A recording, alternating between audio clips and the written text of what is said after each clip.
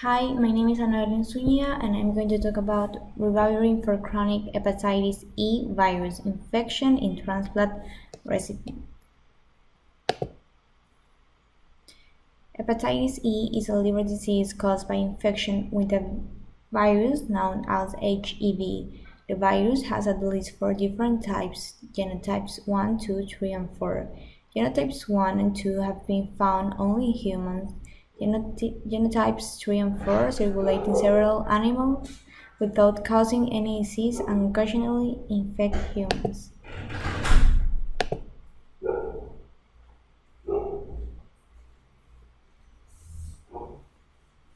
So now let's meet some patients so we can put to work what we have learned about hepatitis E diagnostics. Our first patient is Hannah. She feels sick and had to vomit at home. She's feverish and her skin has a yellowish color. Her symptoms started 1 week ago. 4 weeks ago, she came back from Mexico when she visited family. Obviously, we think about hepatitis. Let's order lab tests. In Hannah's lab report, we can see that her liver enzyme function is significantly elevated. Furthermore, her hepatitis E tests are positive. Hepatitis E RNA is also detectable. So what's your diagnosis? Hannah has no history of immunosuppression. So let's take a look back at the graphic dealing with immunocompetent patients. Her ALT is very high, which signifies serious liver damage. Anti-HEV IgM and IgG are both positive, and we could detect RNA in Hannah's stool. Based on these results, we can conclude that Hannah is most likely in the early phase after infection. So Hannah is suffering from an acute hepatitis E infection. Let's see our next patient. Our second patient is Pete. He suffers from abdominal pain of recent onset. In the lab report, we can already see elevated liver enzymes. Pete received a lung transplant 8 years ago. Currently, he is on immunosuppressive therapy. Furthermore, he tells us that he's a passionate hunter.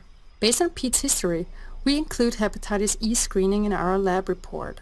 We can see that his liver enzyme function is significantly elevated. His anti-HEV antibodies are negative. However, the lab detected HEV RNA in Pete's stool.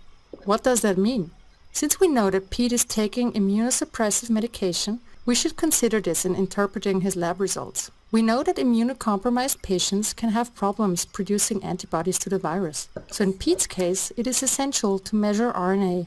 His lab report shows elevated ALT levels as a sign of liver damage, but negative antibody tests. However, there is RNA detectable in his stool. Pete is suffering from an active, ongoing HEV infection. Based on the laboratory findings, we cannot determine when Pete was infected. It may have been recently or more than 6 months ago. However, it is not important to know that. What is important is that Pete gets appropriate treatment and follow-ups. Congratulations! Now you can handle hepatitis E lab results. So I hope you liked this video.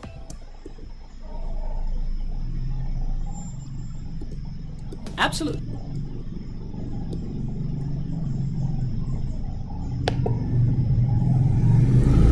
Applications in medicine. The hepatitis E virus is transmitted mainly through the fecal-oral route due to fecal contamination of drinking water. This route accounts for a very large proportion of clinical cases with this disease. The risk factors for hepatitis E are related to poor sanitation, allowing virus excrete in the feces of infected people to reach drinking water supplies.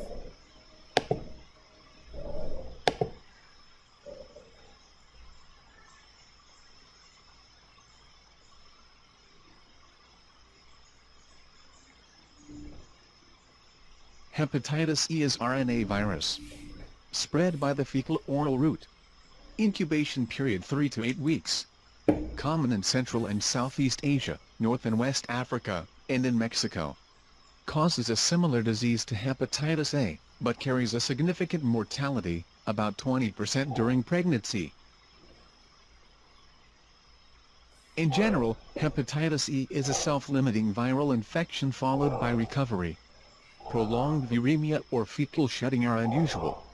In acute infection, IgM antibodies to hepatitis E virus are positive. Does not usually cause chronic disease.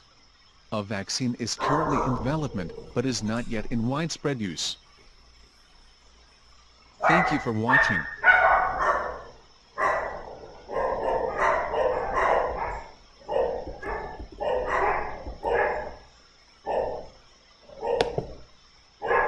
Pros and cons. In rare cases, acute hepatitis E can be severe and result in fulminant hepatitis, acute liver failure. These patients are at risk of death.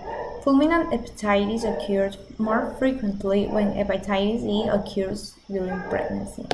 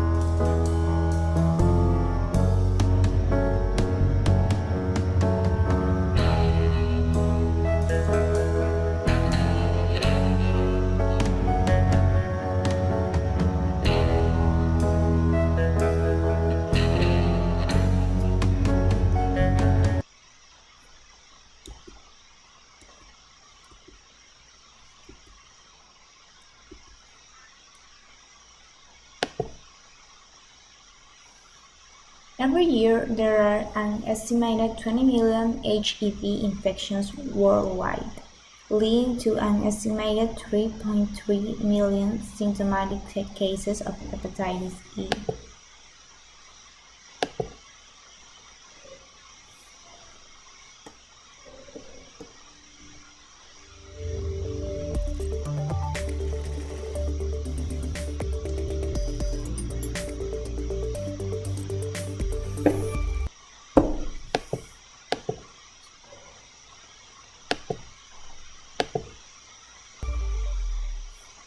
Hepatitis E virus, referred to as HEV, is a common cause of sporadic and epidemic acute liver disease in developing countries.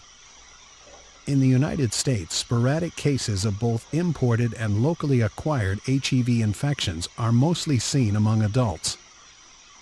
Incubation ranges from 15 to 60 days following exposure, with an average of 40 days. Liver enzyme elevation, as shown in blue and labeled ALT for alanine aminotransferase, usually occurs 4 to 5 weeks after exposure to HEV and persists for 3 to 13 weeks.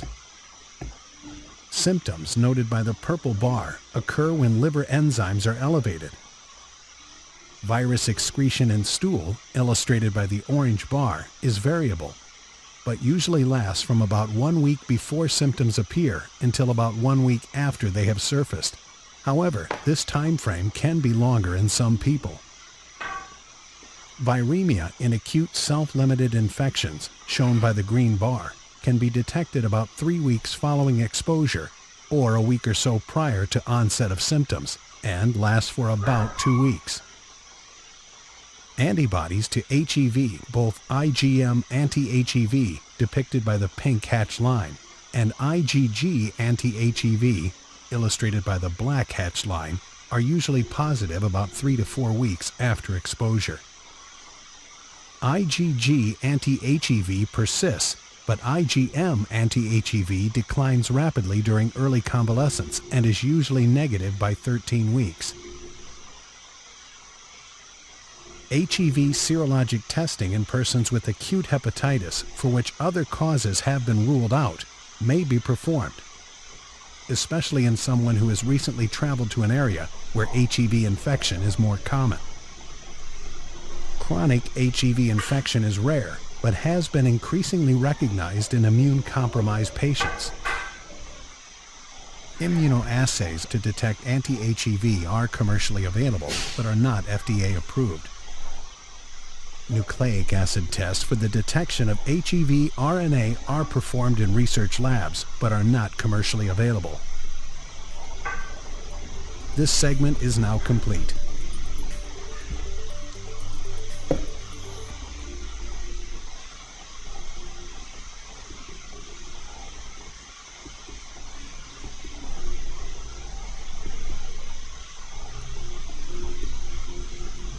Conclusions. In conclusion, Ribavirin as monotherapy may be effective in treating chronic HEV infection A 3-month course seems to be an appropriate duration for this therapy, though a longer therapy can be given to heavily immunosuppressed patients and those who still have viremia 1 month after the initiation of therapy.